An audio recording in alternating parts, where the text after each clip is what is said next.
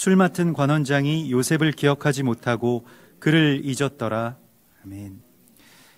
이번 주에 우리 토라 포션은 바이에 쉐브라고 하는, 그리고 그가 그곳에 거했다라고 하는, 거주했다라고 하는 그러한 이 토라의 말씀을 우리가 보게 됩니다. 근데 야곱이 고향으로 돌아와서 약속의 땅에 거주하게 되는 그 이야기와 곧바로 연결되어서, 사실은 그것이 그냥 야곱이 그 땅에 돌아와서 그냥 정착해서 잘 살았다라고 하는 이야기가 아니고, 그의 아들, 또 특별히 그가 사랑하는 아들인 요셉이 이제 이 땅을 떠날 수밖에 없게 되는, 그래서 노예로 애굽으로 팔려가고 또 갖은 고난을 그렇게 돌파하면서 하나님의 꿈을 이루어가는 그러한 모습을 우리가 이번 주에 만나게 됩니다. 그래서 우리가 이 참된 거주라고 하는 것이 무엇인가 라고 했을 때, 그것은 하나님 앞에 앉는 것을 말하는데, 이 야샤브라고 하는 것이 이제 앉는다라고 하는 그러한 행위이고, 또한 신부가 신랑 앞에 앉는다, 결혼식 장으로 들어온 신부가 신랑 앞에 앉았다라고 하는 그런 표현입니다. 그래서 우리가 주 앞에 앉는다라고 하는 것은 주님의 말씀을 온전하게 청종하고 내가 들을 준비가 됐습니다라고 하는 선포와도 같습니다. 그러니까 내가 주님의 음성을, 주님의 말씀을 이제 따라서 살 준비가 되었습니다라고 할 때 야샤브라고 하는 말을 쓰고, 그것을 우리가 뭐 거주한다, 뭐 이렇게 이야기를 하는데, 사람들이 이제 그 부부가 되는 어떤 과정도 마찬가지가 되겠죠. 그래서 그냥 모든 것들이 그 임시적인 것이 아니라 이제는 함께 거하게 되는 것이 이제 이 결혼은 이게 그 혼인을 한다라고 하는 그런 이 의미가 되겠는데요. 우리가 오늘 이 창세기 40장에서 만나게 되는 것은 요셉이 꿈 해몽하는 그 이야기입니다. 요셉은 꿈 때문에 이 형들의 곡식단이 자기의 곡식단에 이렇게 머리를 숙이고, 또 형들의 별이 자신의 별 앞에서 머리를 숙이는, 조아리는 그러한 꿈을 꾸고, 그 꿈에 대해서 형들에게 뭐 약간은 이제 경솔하게 그 말했던 것 때문에 미움을 받게 되고, 결국에는 노예로 팔려서 지금 애굽 땅에 오게 되고, 또 애굽 땅에서도 갖은 고난을, 또 억울한 일들을 겪으면서 그 보디발의 아내의 유혹을 뿌리친 것 때문에 오히려 자신이 옥에 갇히게 되는 그러한 어려운 상황 가운데 있는 요셉입니다. 삶에 있어서 굉장히 어두운 순간 속에 이 요셉이 놓여지게 되는데, 근데 같이 갇혔던 사람 가운데 우리가 잘 아는 것과 같이 이제 술 맡은 관원장과 떡 맡은 관원장이 꿈을 꾸게 되고, 각각 꿈을 꾸게 되고, 그 꿈을 해석하는 요셉의 이야기가 나옵니다. 사실 그 술 맡은 관원장은 그 훗날에 이제 느헤미야도 바벨론 그 왕 앞에서 술 맡은 관원장으로서 있었던 것을 보게 되는데, 술 맡은 관원장이라고 하는 것은 단순히 그 왕의 그 어주를 진상하는 것뿐만이 아니라 그 왕의 이제 말상대가 되어 주어야 되기 때문에, 그 우리가 뭐 오늘날에도 이 권력이라고 하는 것은 이 거리와 비례한다라고 이야기를 하지 않습니까? 절대적인 그 권력의 거리와 가장 가까운 자이기 때문에 굉장히 높은 관직이라고 할 수가 있습니다. 이것 그 왕의 모든 심기를 다 잘 살필 수 있어야 하고요. 그리고 뭐 모든 학문이나 아니면 정치나 외교나 또 그냥 세상 돌아가는 일들이나 모든 것에 대해서 같이 이야기할 수 있는, 또 왕에게 유익한 그런 조언을 할 수 있는 왕의 카운셀러로서 이 술 맡은 관원장이 있었다고 이렇게 전해집니다. 그래서 술 맡은 관원장은 굉장히 높은 관직이고요. 그러니까 아무나 맡을 수 없는 그런 이 왕의 어떤 사적인 그런 영역에까지도 그렇게 그 보필하는 그러한 동역자가 됩니다. 근데 오늘 그들 둘이 각각 꿈을 꾸는데 내용이 다르고, 아침에 요셉이 그곳에 들어가 보니까 그들에게 근심의 빛이 있었다라고 그렇게 되어 있습니다. 근데 요셉은 이 옥을 관할하는 그러한 위임을 받았습니다. 그 옥에 있어서도 그 관원장, 그러니까 그 간수에게 이제 요셉 네가 모든 것들을, 이 옥에 있어서의 모든 뭐 행정이나 모든 일들을 네가 맡아라라고 할 정도로 굉장히 총명하고 또 그것에 대해서 책임감 있게 모든 것들을 잘 해 나갔던 것이죠. 그래서 오늘도 보면 요셉이 아침에 그곳에 들어가 보았을 때 그들에게 근심의 빛이 있는 것을 보게 됩니다. 그러니까 다윗도 마찬가지고요, 요셉도 마찬가지고, 자신이 맡은 일에 대하여서, 그게 노예의 일이든 아니면 감옥에서 사람들을 관리하고 감옥의 모든 이 문제를 그렇게 관리하는 그러한 일이든지 간에 자신의 마음, 다윗에 대해서 시편이 그렇게 표현한 것처럼 손의 성실함과 마음의 공교함으로 그 모든 일들을 해나갔다라고 그렇게 말씀을 하고 있습니다. 그러니까 하나님이 맡겨주신 일로 받았다는 것이죠. 그렇기 때문에 요셉의 눈에는 그들의 근심이 보였다는 것입니다. 실은 이것이 요셉이 꿈을 풀게 된, 또 꿈을 풀 수 있는 첫 발걸음이 됩니다. 그들을 먼저 살피는 것이죠. 또 그들의 마음, 또 그들의 어떤 근심의 빛을 요셉이 알아차릴 만큼 그들에게 큰 그러한 책임을 갖고 있고 관심을 갖고 있음을 보게 됩니다. 그래서 어찌하여 오늘 당신들의 얼굴에 근심의 빛이 있나이까 라고 하는 그런 말을 하죠. 이게 오늘날에도 자기 자신의 문제에 갇혀 있고 자기 자신의 어떤 연민에 사로잡혀 있는 현대인들에게는 좀처럼 다른 사람들의 근심을 잘 보기가 어렵습니다. 그래서 그것을 잘 살피지 못하죠. 왜냐하면 우리가 그 사람들에 대한 어떤 책임을, 그 책임의식을 우리가 갖고 있지 않기 때문에 그렇습니다. 그냥 각자가 나의 삶도 책임지기가 버거운 삶 속에 살아가기 때문에 그렇죠. 그러나 하나님께서는 우리에게 우리 주변에 있는 사람들을 맡기셨다라고 말씀을 하죠. 위임해 주신 것이죠. 그 사람들에 대한 이 목양의 책임이 나에게 있는 것입니다. 그래서 그들을 자세히 살피고 돌볼 책임이 우리 가운데 있다라고 하는 것이죠. 그래서 이것이 그 양을 사랑하는 목자와 같이 하나님께서 맡겨주신 사람들을 이렇게 살필 수 있는, 그런데 그것은 그냥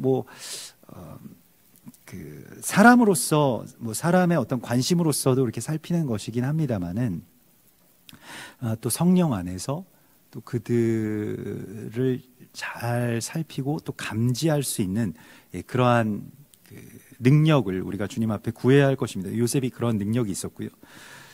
근데 그 사람들이 요셉에게 우리가 꿈을 꾸었는데 해석할 자가 없도다라고 하면서 근심 어린 그런 낯빛으로 그 꿈을 그렇게 이야기를 합니다. 우리가 꿈이라고 하는 것이 이제 요셉에게 있어서 뗄래야 뗄 수 없는 그러한 말이죠. 요셉이 저 멀리서 올 때 아둘람 쪽에서 그렇게 걸어오는 요셉을 보고 보라 꿈꾸는 자가 오는도다라고 그의 형제들이 말하죠. 그래서 요셉의 별명이 이제 꿈꾸는 자가 되었는데 이 꿈의 해석에 대하여서 이제 요셉이 이 해석을 담당하는 모습을 우리 가운데 보여주시는데요. 이를 해석할 자가 없도다 했을 때 요셉이 제가 꿈에 대해서 잘 아니까 꿈하면 또 저 아닙니까? 라고 해서 자신이 그렇게 해석한 것이 아니라 이렇게 말하고 있습니다. 오늘 8절에 보면 요셉이 그들에게 이르되 해석은 하나님께 있지 아니하니까라고 그렇게 말합니다. 그러니까 꿈의 해석이라고 하는 것이 자의로 하지 않고 또 자신의 어떤 판단이나 지식으로 하는 것은 이제 뭐 술사들이나 아니면 해몽가들이 그렇게 하는 것이죠. 꿈을 가지고 점을 치는 자들이요. 그러나 그에 대한 해석은 하나님께 있습니다라고 하는 것을 요셉이 고백하고 있습니다. 이것은 굉장히 놀라운 고백인데요. 실은 요셉이 자신이 꾼 꿈에 대한 해석을 하나님께 가서 묻지 않고 사실 자기 형들에게 그냥 먼저 말하고 제가 꾼 꿈을 좀 들으시오 라고 그렇게 말하죠. 그리고 형들이 그 꿈에 대해서 해석할 때 자기들이 그러면 이 동생인 아우에게 그렇게 굴복하는 것이냐라고 하면서 굉장히 노여워하는 그런 해석을 하고 말죠. 꿈의 해석의 주권을 누구에게 드리느냐라고 하는 것이 이 요셉의 삶에 있어서나 우리의 삶에 있어서 가장 중요한 지혜가 됩니다. 꿈을 누구에게 맡길 것이냐라고 하는 것이죠. 꿈이라고 하는 것을 자기 자신이나 또 주변의 사람들에게 맡기지 않고 지금 요셉은 하나님께 그것이 있습니다라고 드디어 고백을 하게 되는 것이죠. 오랜 시간 동안 자신이 꾼 꿈에 대하여서 하나님께 물어왔던 그 요셉의 이 삶의 자세와 변화를 이곳에서 그렇게 보게 됩니다.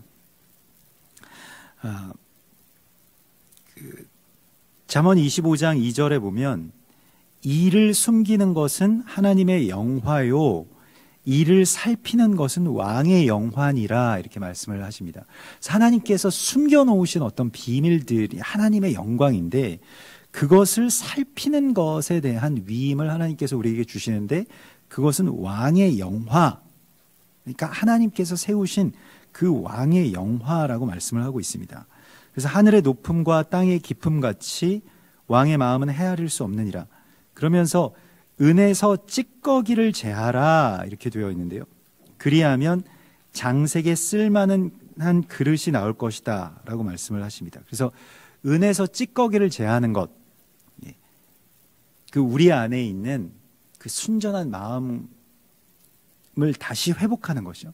뭔가 얼룩을 또 그런 어떤 찌꺼기를 제하게 되면 장생에 쓸만한 것이 나오게 되는데 그것이 하나님께서 감추어 놓으신 일을 드러낼 자들로 하나님이 우리를 사용하시겠다고 하는 약속이기도 합니다. 여기서 꿈의 해석이라고 하는 말이 8절에 보면 요셉이 해석은 하나님께 있습니다 라고 할 때 그 해석은 이 파타르라고 해서 그 문을 활짝 연다 라고 하는 그런 표현입니다. 그래서 활짝 여는데 물론 뭐 비밀의 문을 또 그 해석 그 의미를 연다라고 하는 그러한 뜻도 되겠습니다만은 하나님께 이것을 온전하게 맡기는 것이죠. 그래서 그냥 단순한 해몽과는 좀 다릅니다. 또 다니엘서에 보면 다니엘이 그 왕의 이 꿈을 해석하죠. 그래서 왕이 다니엘에게 이르되 내가 꾼 꿈과 그 해석을 네가 능히 내게 알게 하겠느냐.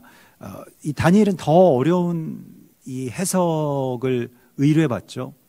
무슨 꿈인지는 모르겠는데 어제 굉장히 중요한 꿈을 꾼 것 같은데 기억이 나지 않는 거예요, 왕이.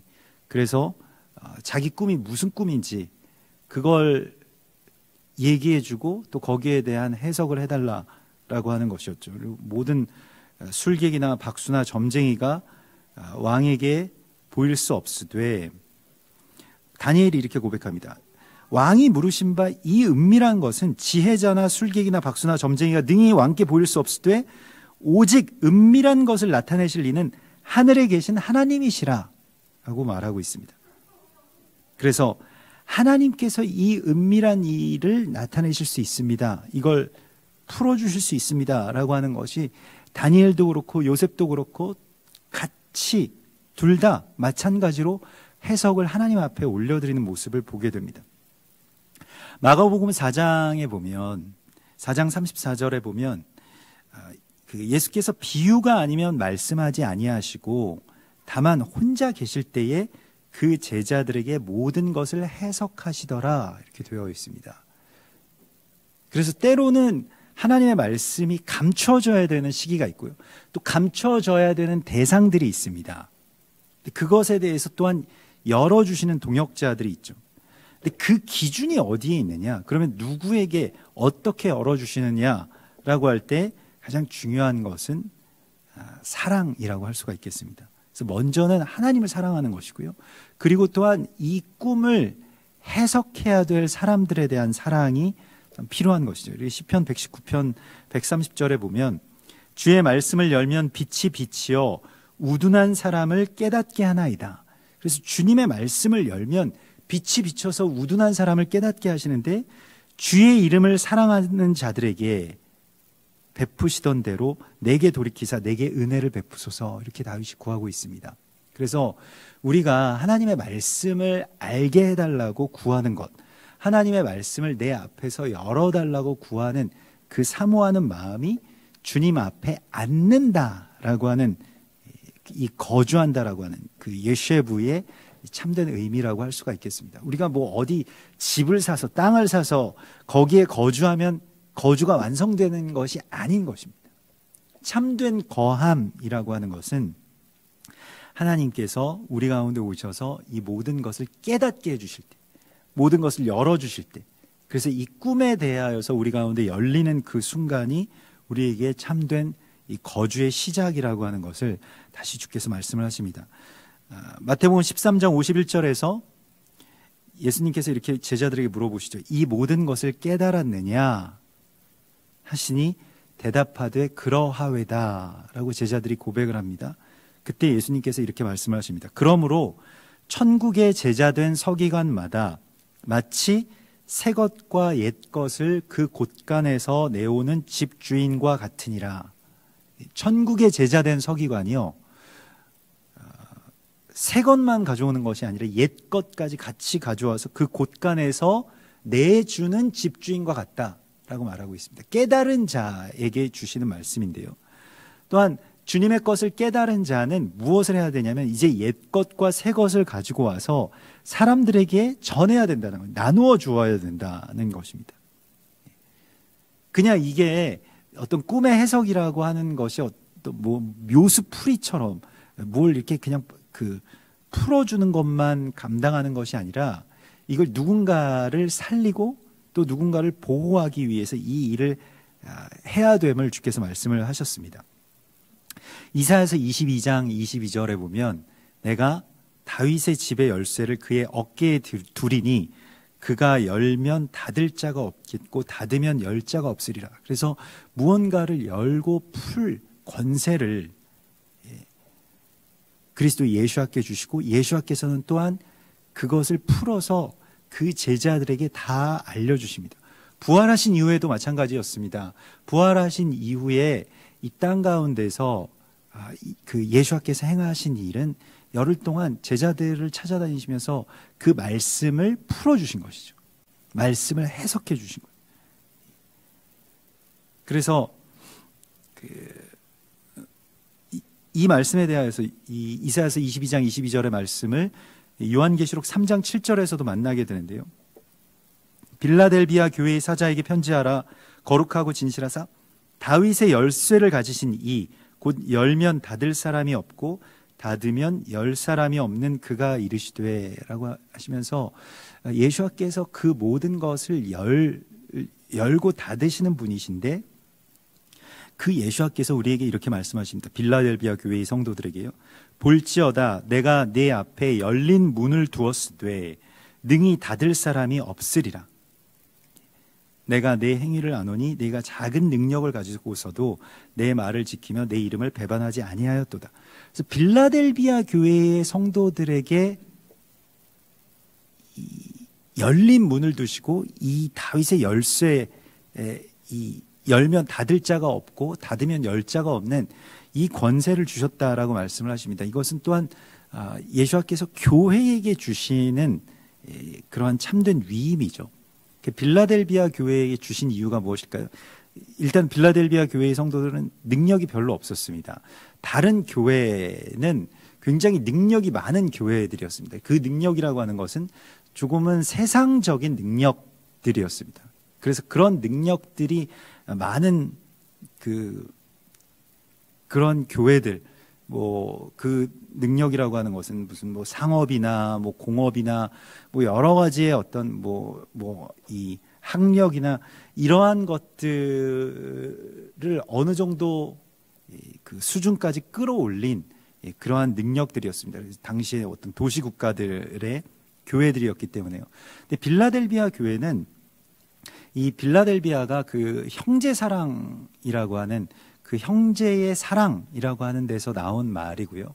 또 빌라델비아 교회의 성도들은 별로 그닥 그렇게 세상이 보기에는 어떤 능력이 있는 사람들이 아니었다라고 전해집니다. 주로 이제 농업을 하던 사람들이었다라고 그렇게 전해지고요. 근데 이 빌라델비아 교회의 성도들은 책망을 받지 않죠. 그리고 끝까지 살아남게 되는데요.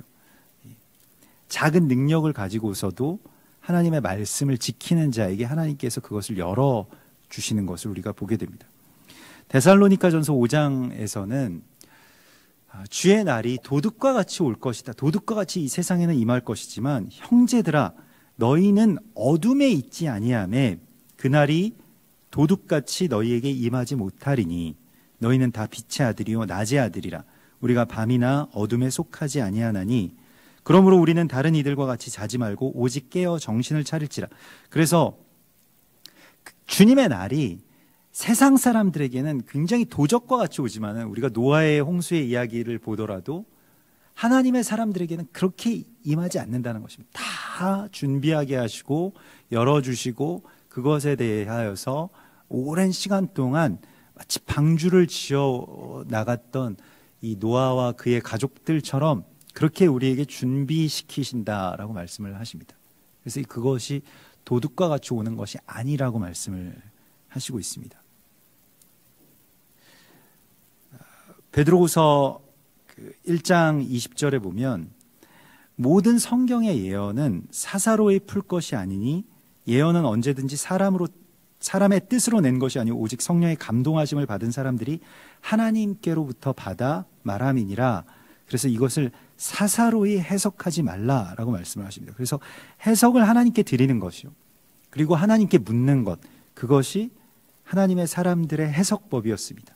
그러니까 또 꿈의 주권을 하나님께 다시 돌려드리는 그 지혜를 요셉이 드디어 깨닫게 되는 것을 우리가 보게 됩니다. 그 전까지는 사람들이 이 꿈에 대해서 어떻게 생각할까? 또 자신도 그 꿈에 대해서 그저 선입견을 갖고 자신의 어떤 지혜와 자신의 뜻으로 그 꿈을 해석해 왔다면 이제는 하나님께 그 꿈을 올려드리는 요셉의 자세를 우리가 만나게 되고요. 그것이 또한 왕의 영화, 곧 하나님께서 우리에게 맡겨주신 능력이자 그 사명이라고 하는 것을 우리가 이 안에서 보게 됩니다. 그래서 꿈이라고 하는 것을 그 히브리 말로는 이제 할람이라고 하는데요. 이 할람이라고 하는 것은 꿈꾸다라고 하는 뜻도 있고 또 두 번째 뜻이 건강을 회복한다라고 하는 뜻이 있습니다. 그래서 우리가 건강을 회복하기 위해서 우리가 그 회복해 하다, 치료하다, 건강을 회복한다라고 하는 말이 다 할람인데 그게 꿈의 회복과 관계가 있습니다. 우리가 꿈을 꾸기 시작해야 건강이 회복된다라고 하는 것이죠. 잠언 29장 18절에 보면 묵시가 없으면, 그러니까 꿈이 없으면 백성이 방자히 행하거니와 율법을 지키는 자는 복이 있느니라 라고 말씀을 하십니다. 그래서 꿈이 없는 백성은 망한다라고 하는 그 말의 근원이 되는 말씀이 바로 잠언 29장 18절이죠. 그래서 꿈이 없는 백성은 방자히 행한다. 그래서 우리가 꿈을 꾸기 시작하는 것이 회복의 시작이라고 말씀을 하시고 있습니다. 정말로 우리가 상하게 되는 이유는 이제 꿈의 손상 때문이죠. 꿈이 없어지거나 꿈이 꺾이거나 이러한 것 때문이죠. 그래서 꿈이 없게 되면 그저 이 세상의 어떤 이 흐름에 그냥 휩쓸려 다니거나 아니면 욕망이 자기 자신을 이렇게 이끌게 되는데 아주 맹목적인 어떤 삶을 살아갈 수밖에 없죠. 그러나 하나님께서 우리 가운데 주시는 이 꿈이라고 하는 것이 우리 안에서 회복되는 것이 우리의 삶의 회복, 또 우리의 건강의 회복에 아주 가장 근원적인 것이라고 말씀을 하시고 있습니다. 하박국서 2장 2절에 보면 유명한 말씀이죠. 이 말씀도 여호와께서 내게 대답하여 이르시되 너는 이 묵시를 기록하여, 여기서 묵시라고 하는 것이 이제 꿈이라고도 또 다시 번역할 수가 있겠죠. 묵시를 기록하여 판에 명백히 새기되 달려가면서도 읽을 수 있게 하라. 이 묵시는 정한 때가 있나니 그 종말이 속히 이르겠고 결코 거짓되지 아니하리라. 비록 더딜지라도 기다리라. 지체되지 않고 반드시 응하리라. 근데 여기서 하박국 선지자에게 주신 이 꿈은 무엇일까? 이 꿈을 적어서 달려가면서도 읽을 수 있게 하라라고 말씀하시면서 그 꿈이 무엇이냐면 오직 의인은 믿음으로 말미암아 살리라라고 하는 주님의 꿈을 말합니다. 그래서 묵시라고 하는 것을, 꿈이라고 하는 것을 이제 하존이라고도 이렇게 이야기를 하는데요. 그 히브리 말로 할람이라고 하는 말이 이제 꿈, 건강을 회복한다 이런 뜻이 있지만 묵시라고 할 때는 꿈 혹은 이 뭔가를 아주 주목하여 본다라는 뜻을 갖고 있습니다. 아주 기쁨으로 그것을 바란다라고 하는, 그래서 이상을 본다. 그러니까 하나님의 나라를 꿈꾸게 된다, 바란다 이런 뜻을 갖고 있습니다. 그게 하존이죠. 우리도 그렇게 이야기하지 않습니까? 그러니까 우리가 꿈이 뭐냐라고 할 때 내가 밤에 꾼 꿈에 대해서도 이야기를 할 수가 있지만 꿈이 뭐냐라고 했을 때 내가 정말로 바라는 것, 소망하는 것, 그것을 우리가 보통 꿈이라고 이야기를 하지 않습니까? 그게 이제 하존이고요. 히브리서 11장 1절에 보면 믿음은 바라는 것들의 실상이요 보지 못하는 것들의 증거라고 말씀을 하십니다. 이 바라는 것, 우리의 꿈, 이 하존, 이 묵시, 하나님께서 우리 가운데 주신 묵시, 소망이 무엇이냐라고 하는 것이 우리에게 중요한 것이 됩니다. 고린도전서 15장 19절에서는요, 만일 그리스도 안에서 우리가 바라는 것이 다만 이 세상의 삶뿐이면 모든 사람 가운데 우리가 더욱 불쌍한 자이리라라고 그렇게 말씀을 하십니다. 우리가 바라는 것이 무엇이냐가 우리의 삶을 결정짓는다는 것입니다. 그래서 꿈이라고 하는 것이 이 할람이라고 해서 이걸 히브리 말들은 이 숫자 값이 있지 않습니까? 그런데 할람이라고 하는 것의 이 숫자 값은 78이라고 하는 숫자인데요. 이게 이제 하누카라고 하는 이 말의 어원인 이 칸하게 그러니까 봉헌한다, 훈련시킨다, 하나님 앞에 교육한다. 이게 다 하누카, 이 칸학에서 나온 말인데 이게 숫자 78입니다. 창세기 14장 14절에 아브라함의 집에서 길리운 자 318명 그 이야기가 나오지 않습니까? 이게 다 이 길리워진 자, 교육한 자, 봉헌된 자, 또 성전의 불을 다시 밝히는 이 하누카가 다 숫자 78과 연결이 되어 있고 이것은 꿈과 연결되어 있습니다. 그래서 이번 달이 이 성서력으로는 이제 9월에 해당하는 키슬레브월인데요. 이게 12월 달이 보통 키슬레브월과 테벳월이 만나는 그런 달입니다. 그래서 키슬레브월의 25일부터 하누카가 8일 동안 시작이 됩니다. 그래서 올해는 이제 우리 현대력으로는 12월 23일부터, 그러니까 22일 밤부터죠. 그렇게 시작이 돼서 8일 동안 이 하누카가 이어지게 되는데요. 여러분도 아시겠습니다만은 하누카라고 하는 것은 여호와의 절기, 이 성경에 나와 있는, 토라에 나와 있는 7대 절기 안에 들어가지 않습니다만은 이스라엘에서 굉장히 중요하게 여기고, 예수님께서도 이 하누카 수전절을 지키신 모습을 우리가 보게 되죠. 성전의 불을 다시 회복하는 그러한 날이고요. 그게 이 성전을 유린하고 성전의 불을 꺼뜨린 이 적그리스도를 대항해서 마카비라고 하는 이 젊은 청년, 그리고 그의 형제들, 또 그의 형제들의 친구들, 이러한 그 젊은 청년들이 일어나서 당시 세계를 지배했던 이 헬라의 군대와 싸워서 그들을 이기고 성전에 들어온, 또 성전을 회복하는 그러한 이야기입니다. 그런데 왜 8일 동안 하누카를 지키는가 하면, 성전에 들어와서 성전에 이제 불을 켜야 되는데 성전이 어두워져 있으니까요. 성전에 이 메노라에 불을 켜려고 보았더니 하루치의 이 기름밖에 없었다라고 하는 것이죠. 이 기름을 만들기 위해서는 그 기름을 만드는 기간이 반드시 필요했습니다. 그래서 그게 이제 이 8일이 소요되었다라고 하는데, 거룩한 관유를 이제 새로 만들기 위해서는 남은 기름을 보니까 하루치밖에 없는 거예요. 그래서 울면서 또 기도하면서 이제 불을 켰는데, 하나님께서 기적을 베풀어 주셔서 성전에 8일 동안 그 새로운 이 거룩한 기름을 예비할 동안 불이 꺼지지 아니하였다라고 하는 것이죠. 그래서 그런 불을 그렇게 준비하고 또 회복하는 그러한 날입니다. 그래서 이것이 있는 달이 키슬레브월이라고 하고요. 키슬레브라고 하는 말은 이제 슬레브에서 나온 것인데, 이것은 소망한다라고 하는 그런 뜻입니다. 그래서 꿈과 관련되어 있죠. 꿈과 관련되어 있는 달에 지금 우리가 있습니다. 소망하는 것이고요. 또 다른 뜻이, 완전 반대의 뜻이 있는데, 어리석음이라는 뜻이 있습니다. 그래서 어리석다 라고 하는 뜻도 역시 같이 있습니다.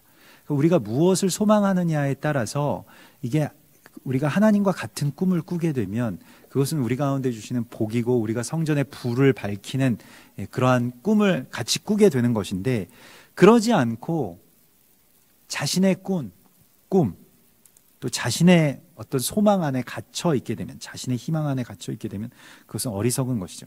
시편 78편 7절에 그들로 그들의 소망을 하나님께 두며 하나님께서 행하신 일을 잊지 아니하고 오직 그의 계명을 지켜서 그렇게 살아가게 해달라고 기도하고 있습니다. 그래서 소망을 하나님께 두는 것이요. 시편 146편 5절에서도 야곱의 하나님을 자기의 도움으로 삼으며 여호와 자기 하나님에게 자기의 소망을 두는 자는 복이 있도다. 복이 있는 자는 어떠냐면, 소망을 하나님께 두고요, 하나님과 같은 꿈을 꾸기 시작한다는 것입니다. 그래서 키슬레브월 25일부터 테벳월 2일까지가 이제 하누카가 되고요. 하누카가 그 두 달이 연결되어 있고요. 키슬레브월은 소망을 뜻하는 것이고, 테벳이라고 하는 것은 무언가가 선하게 이루어진다, 좋다라고 하는 뜻입니다. 그래서 테벳은 이제 꿈이 실체가 되는 그러한 그 이야기입니다. 요엘서 2장 28절에 보면, 그 후에 내가 내 영을 만민에게 부어주리니 너희 자녀들이 장래일을 말할 것이며 너희 늙은이는 꿈을 꾸며 너희 젊은이는 이상을 볼 것이라 하고 말씀을 하시고 있죠.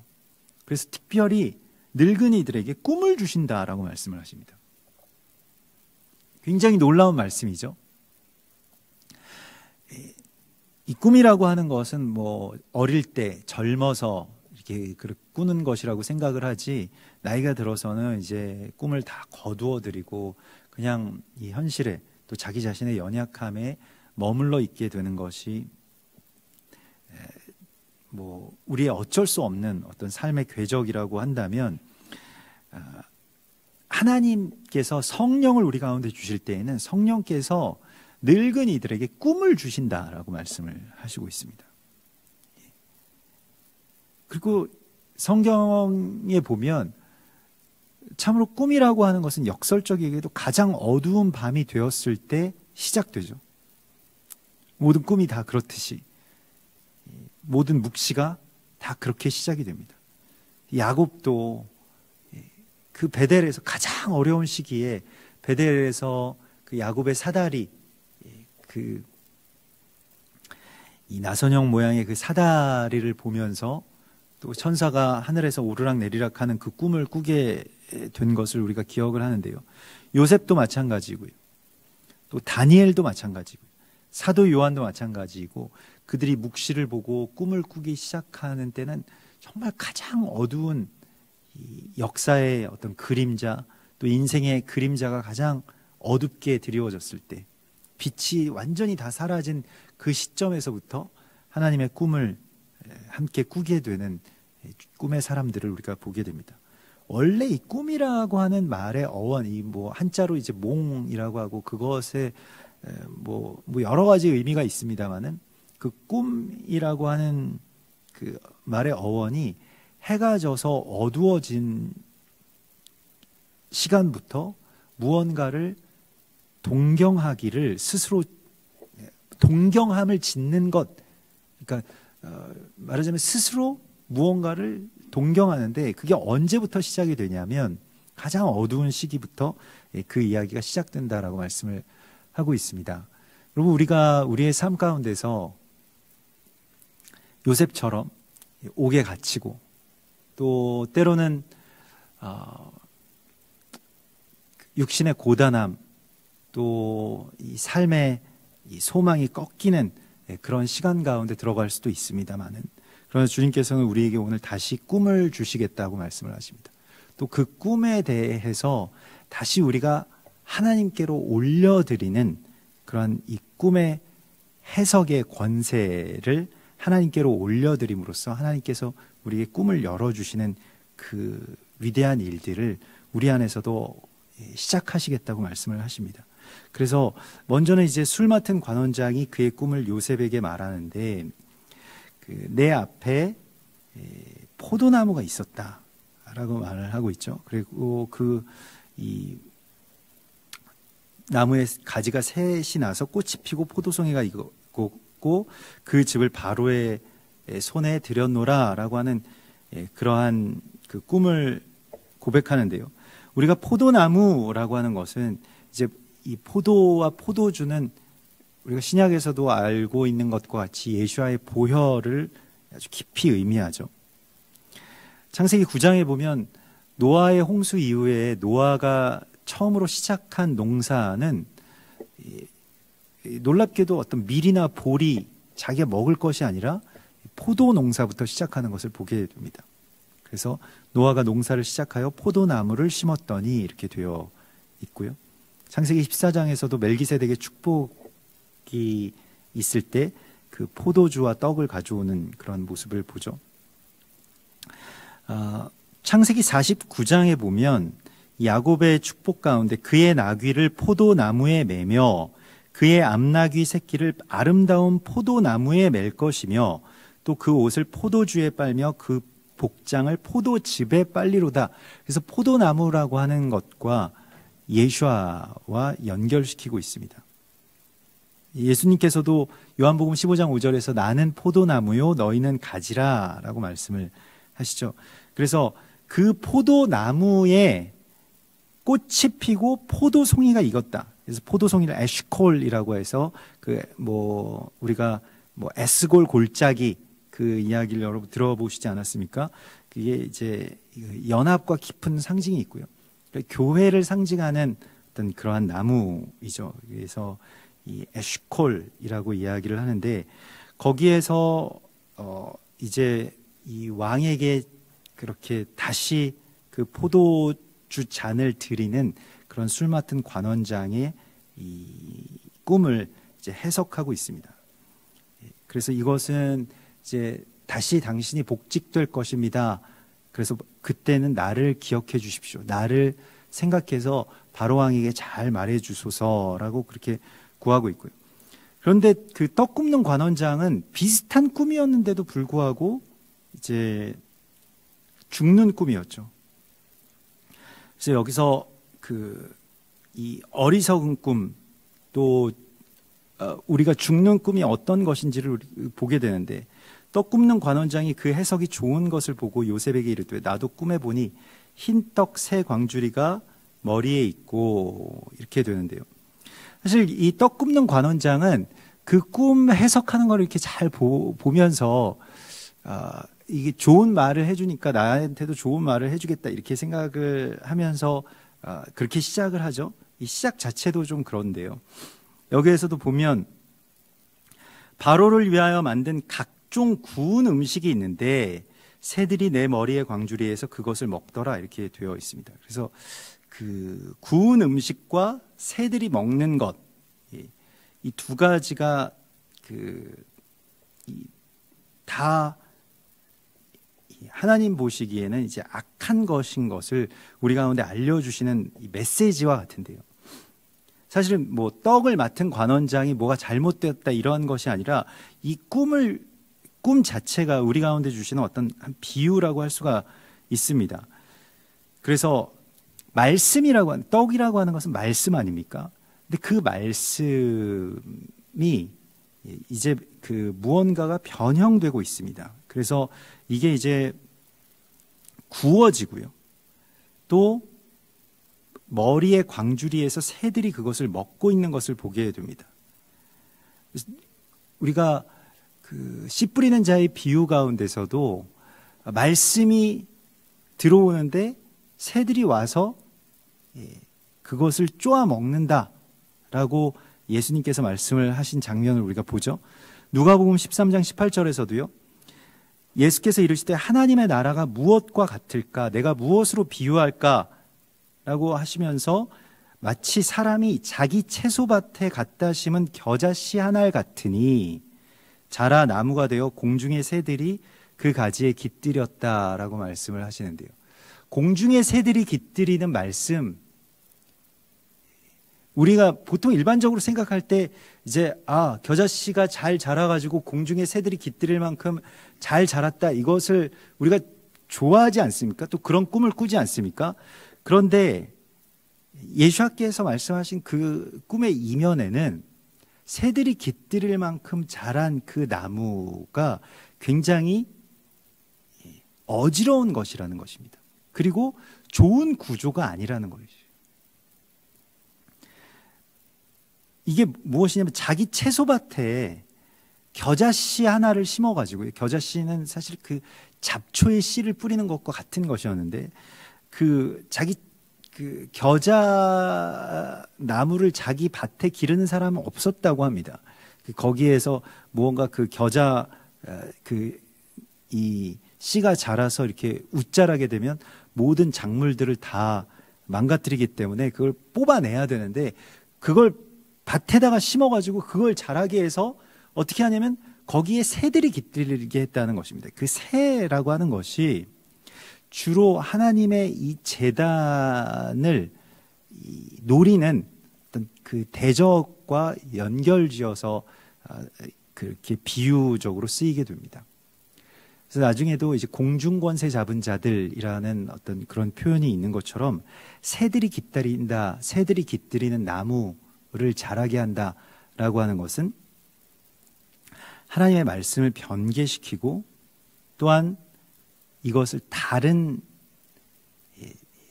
예배, 다른 꿈을 꾸는 그 이야기를 우리 가운데 보여주시고 있죠. 예레미야 7장 18절에 보면 자식들은 나무를 줍고 아비들은 불을 피우며 부녀들은 가루를 반직하여 하늘의 여왕을 위하여 과자를 만들며 그들이 또 다른 신들에게 전제를 부음으로 나의 노를 일으키느니라. 그래서 어떤 그 우상 숭배의 과정 가운데서 다른 떡을 굽고 있는 그러한 이 세대들을 그렇게 언급하시는데요. 마찬가지로 하나님의 말씀을 변개하고 또 이게 뭐 일종의 번영주의라고도 할 수 있겠는데요.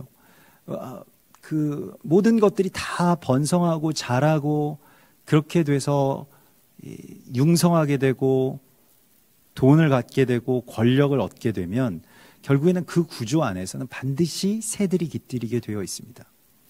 이걸 우리가 계속 보면서도 하나님의 나라를 이렇게 망치게 되는, 그래서 이게 잘 자란다는 이유 때문에 가지고 들어와서 하나님의 밭에 심어버리는 겨자씨와 같이 이러한 것을 계속 우리가 심고 이게 융성하게 자라고 거기에 대적의 새들이 와서 깃들이게 되는 그러한 일들이 있다는 것입니다. 그래서 우리가 이 땅 가운데서 하나님의 말씀의 어떤 비밀 속에서 새들이 깃들이지 않고, 이게 아브라함은 자기 겉옷을 벗어서 그 새들이 제단에 오는 것을 쫓았다라고 그 아브라함의 언약, 창세기 18장에 있는 아브라함의 그 횃불 언약 가운데서 그런 장면을 우리가 보게 되는데요. 우리가 이 공중의 새들이 날아와서 말씀을 쪼아가고 또 이것을 집어삼키려고 하는 이 새들의 기뜸에 대항해야 될 자들로 우리에게 서라고 말씀하십니다. 이것은 그래서 이 구조를 만들지 않아야 됩니다. 새들이 깃들이지 않는 구조로 들어갈 수 있어야 되는 것이죠. 우리의 삶에 있어서나 또 교회에 있어서나 사역에 있어서나 뭐 선교에 있어서나 다 마찬가지인데, 새들이 깃들일 만한 그런 구조가 되지 않게 해달라고 주님 앞에 기도하고 또 여기에 대해서 우리가 꿈을 꿀 수 있어야 되겠습니다. 그래서 교회에 대해서도 뭐 전부터 우리가 계속해서 기도하면서 하나님이 원하시는 정말로 새들이 깃들이지 못하는 그러한 그 교회가 되게 해달라고, 또 그러한 사람이 되게 해달라고 주님 앞에 우리가 간구하고 있는데요. 대적이 깃들일 만한 것들이 우리 가운데 없게 해달라고 하나님 앞에 구하죠. 근데 그게 어떤 이 사람의 문제가 아니라, 인격의 문제가 아니라 그런 구조를 만들어 놓으면 결국에는 그렇게 되더라는 것이죠. 그래서 우리가 뭐 그 자기 자신에 대해서나 어떤 사람에 대해서나 뭐 누구에 대해서든지 간에 그렇게 자신할 수 있는 것이 아닙니다. 그게 다 누구나 그런 상황이 되면, 그렇게 대적들이 깃들이게 되면 그렇게 망가져 가는 것들을 많이 보았기 때문에 우리가 이 안에서 하나님이 정말로 우리의 이 머리 위에 또 이 무엇을 지어 올리실지에 대해서 하나님과 같이 꿈꾸고, 하나님의 꿈이 나의 꿈이 되고 또 하나님이 소망하시는 것을 내가 소망하는 그러한 꿈 안에 우리가 머물게 해달라고 기도해야 됩니다. 근데 나의 바램을 하나님께 계속 구하게 되면 그것이 이제 어리석음이 되죠. 이게 말 그대로 그것은 속임수요 헛된 것이 됩니다. 그래서 영어로는 이제 꿈이라고 하는 이 드림이라고 하는 것의 어원이 좀 헛된, 거짓된 뭐 이런 뜻과 깊은 관계가 있다고 하는데요. 성경에서는 우리에게 이 꿈이라고 하는 것이 하나님 앞에 봉헌되는 것이라고 말씀을 하고 있고, 또한 우리의 건강이 회복되는 것이라고 말씀을 하셨습니다. 그리고 우리가 하나님과 함께 하나님의 나라를 같이 꿈꾸는 그 꿈을 성령께서 우리 가운데 주시겠다고 말씀을 하십니다. 우리가 술 맡은 관원장의 꿈을 꾸느냐 아니면 떡 맡은 관원장의 꿈을 꾸느냐라고 하는 그 기로에 있음을 또한 말씀을 하시고요. 이 두 사람은 물론 요셉이 만난 그 감옥에서 만난 두 사람이기도 하지만 또 요셉 안에 있는 그런 두 꿈이기도 했을 것입니다. 우리 안에 있는 두 꿈도 마찬가지일 것입니다. 우리가 어떤 꿈을 꾸느냐에 따라서 내가 죽을 수도 있고, 또한 내가 다시 하나님의 영광의 자리 가운데로 나아갈 수 있음을 하나님이 우리 가운데 말씀하시고 있습니다. 또 하나님이 우리에게 어떤 꿈을 주실지, 또 어떤 꿈을 열어가실지에 대하여서 우리가 이 주권을 하나님 앞에 드릴 때 우리를 살리는 하나님의 꿈이 우리 가운데 충만하게 다시 시작될 것입니다.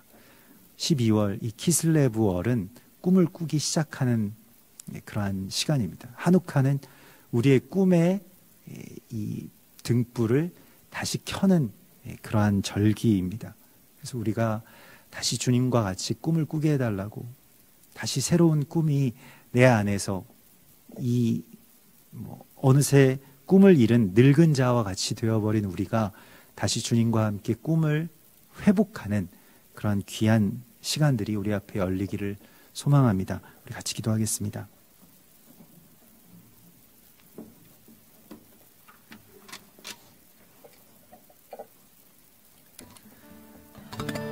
이 시간, 가장 어려운 시간에 하나님께서 꿈을 주시고 또 그 꿈으로 말미암아 우리가 다시 회복하게 하시고 다시 주님과 함께 그 꿈을 꾸는 자로 일어서게 해주실 것을 우리 소망하시면서 정말로 주님의 간절한 소망이 나의 꿈이 되게 하여 주시고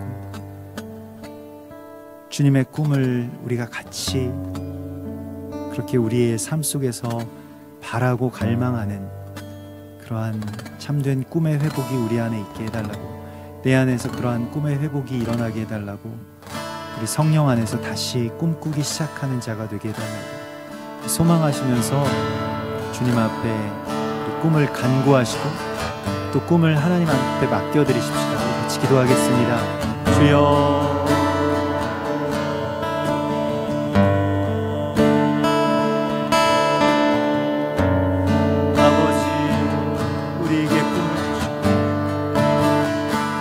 꿈을 열어주실 주님을 기대하며 찬송합니다.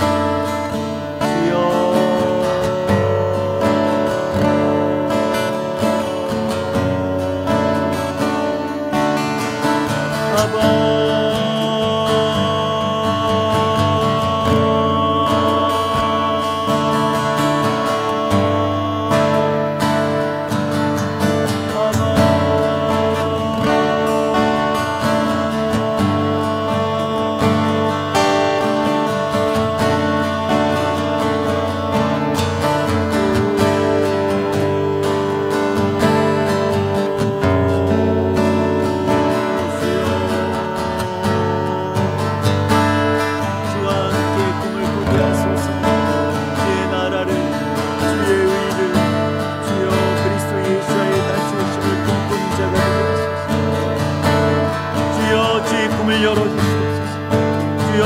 주권을 주께 드립니다. 주여,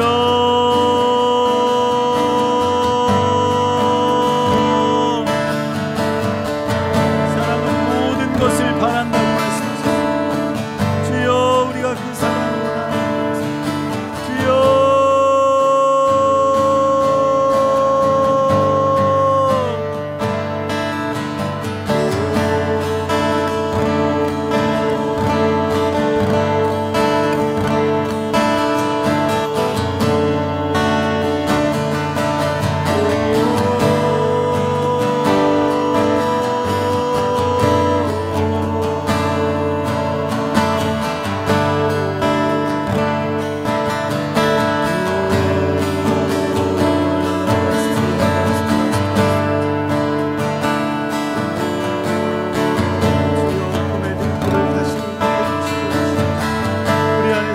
주님의 소망을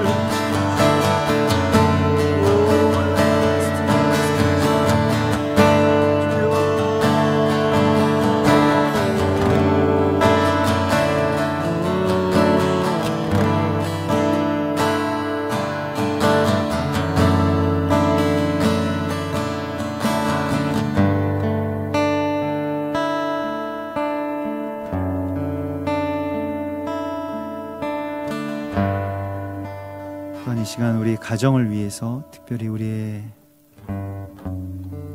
자녀들 또 우리의 부모님들을 위해서 시간 같이 기도할 때 정말로 세대와 세대가 서로 연합하는 꿈을 우리가 함께 꾸고 또 서로에게로 마음이 돌이켜져서 한 마음으로 주의 나라를 그렇게 꿈꾸어 나가고 이루어 나갈 수 있게 해달라고 이렇게 같이 기도하고, 또 우리의 자녀들에게 참으로 성령의 충만함을 허락하여 주시옵소서.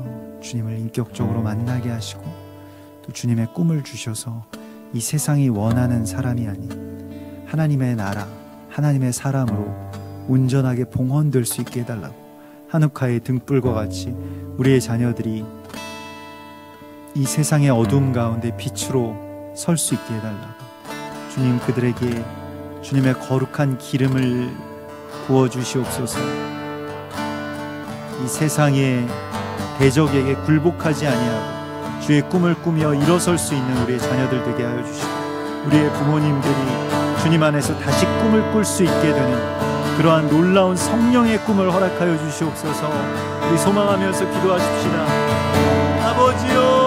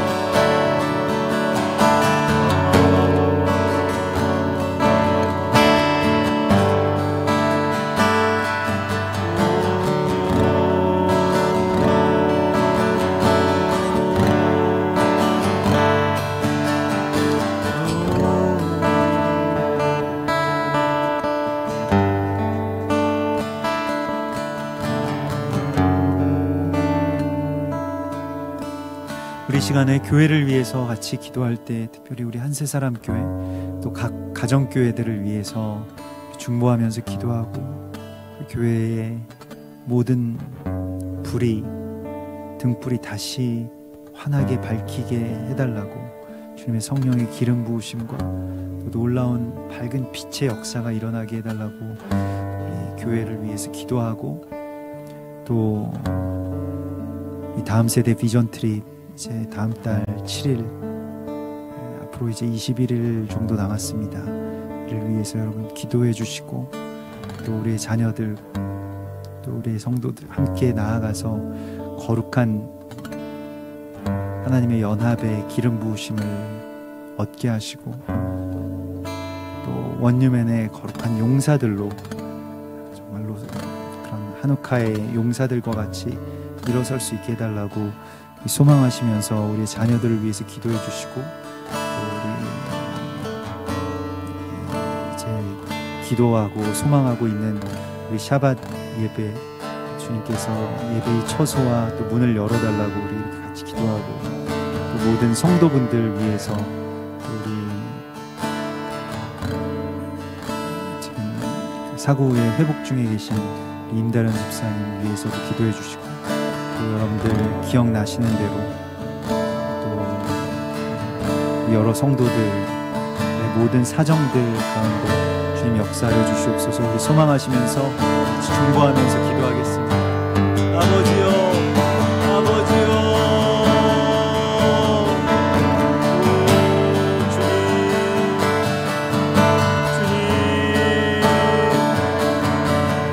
주님 이 땅에 주의 교회를 세우시고 한세 사람의 이름을 주시고, 주여 주의 부모원과 같이, 주여 주의 빛의 사명을 감당할 교회를 우리를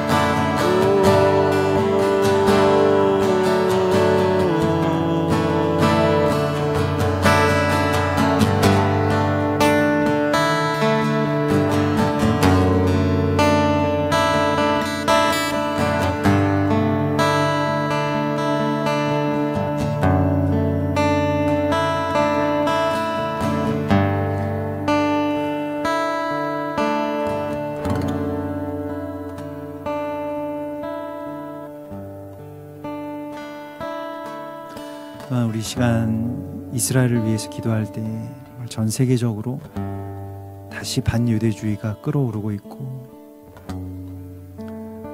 유럽에 있는 유대인들이나 또 미국에 있는 유대인들 계속해서 위협을 느끼는, 그리고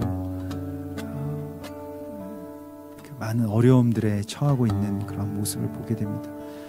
또 많은 유대인 회당이나 또 유대인 묘지들이 공격의 대상이 되고 있고, 또 세계가 다시 이스라엘을 미워하는 그러한 증오들을 이렇게 끌어올리고 있는 그러한 시간 속에 있습니다. 주님, 그들을 보호하여 주시고 정말로 이스라엘을 사랑하는 마음을 다시 우리 안에 회복시켜 주시고, 그들에 대한 꺼림이나 또 혐오가 다시 뒤바뀌어서 참된 하나님 나라의 회복으로 바뀌게 하여 주시고, 야곱이 에서와 다시 회복되었던 것과 같이 요셉과 그의 형들이 다시 끌어안고 회복되는 것과 같이 우리 안에서도 그러한 회복이 있게 해달라고, 온 열방과 이스라엘이 다시 그렇게 회복되게 해달라고, 그것은 주님만이 하실 수 있는 일입니다.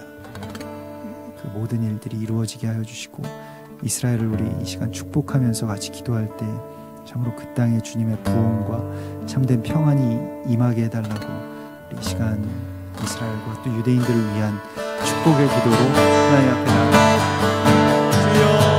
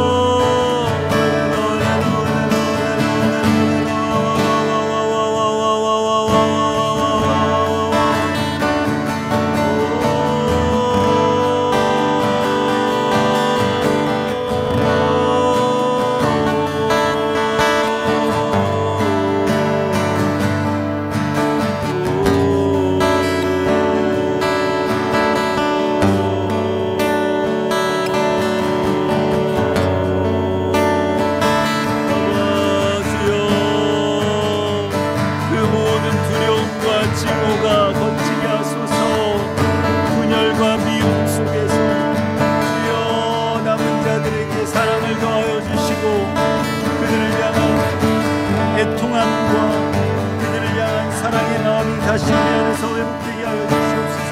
우리의 모든 어린 마음, 혐오, 주여 그러한 무시와 주여 그러한 증오가 우리 안에서 다시 반복되지 않도록 주여 우리를 지켜주시옵소서.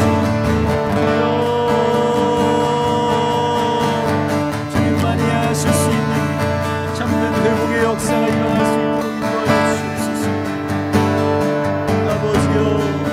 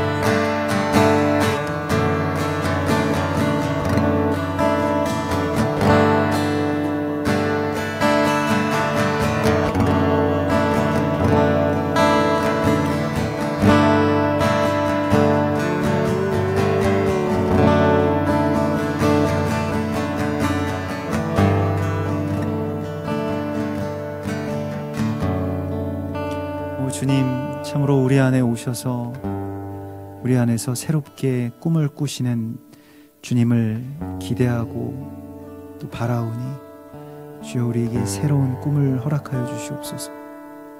꿈의 회복이 있게 하여 주시고 우리의 삶 속에서 또 우리의 자녀들의 삶 속에서 또 우리 부모들의 삶 속에서 주의 꿈을 회복시켜 주시옵소서. 주님의 나라를 향한 갈망, 주님 다시 오심을 향한 소망을 우리 안에 회복하게 하여 주실 때에 주여 참으로 우리가 우리의 꿈을 주님 앞에 올려드리오니 나의 꿈, 나의 성취가 아닌 하나님의 꿈, 또 하나님의 성취가 내 안에서 참된 갈망이 되게 하시고 꿈이 되게 하실 것을 믿습니다. 주님, 이러한 회복과 참된 자유가 우리 안에서도 회복되게 하여 주시고 가장 어두운 밤에 가장 밝은 빛에 꿈을 꾸게 하여 주시는 주님을 기대하며 나아갑니다. 주님, 우리에게 그렇게 놀라운 하나님의 승리의 반전을 허락하여 주시고 이 땅 가운데 또 이 땅의 제단들 위에 새로운 기름을 부어주셔서 주의 빛으로 우리가 다시 주님 앞에 봉헌되게 하여 주시옵소서. 주님, 특별히 이 시간 우리의 자녀들과 또 우리의 부모님들을 위해서 기도합니다. 세대와 세대가 또 연결되어야 할 이 마지막 때의 사명에 대하여서 우리가 기대하며 나아가오니 주님, 주님의 마음을 우리의 자녀들에게 부어주시고 또 주님의 꿈을 우리의 부모님들에게 열어주셔서 하나님의 나라를 향한 그 놀라운 지혜와 또 소망의 역사가 다시 시작되게 하여 주시옵소서. 주님, 오늘 이 밤에 우리에게 새로운 꿈을 꾸게 하시며 또 하누카의 밝은 빛을 기다리는 이 어둠 속에서 주님을 구하고 바라는 우리들에게 주의 밝은 빛으로 우리를 이끌어 주시옵소서. 거룩하신 예수와 메시아의 이름으로 감사하며 기도드리옵나이다. 아멘. 하늘에 계신 우리 아버지시여, 이름이 거룩히 여김을 받으시오며 나라의 임하옵시며 뜻이 하늘에서 이룬 것 같이 땅에서도 이루어지이다. 오늘날 우리에게 일용할 양식을 주옵시고 우리가 우리에게 죄 지은 자를 사하여 준 것 같이 우리 죄를 사하여 주옵시고 우리를 시험에 들게 하지 마옵시며 다만 악에서 구하옵소서. 대개 나라와 권세와 영광이 아버지께 영원히 있사옵나이다.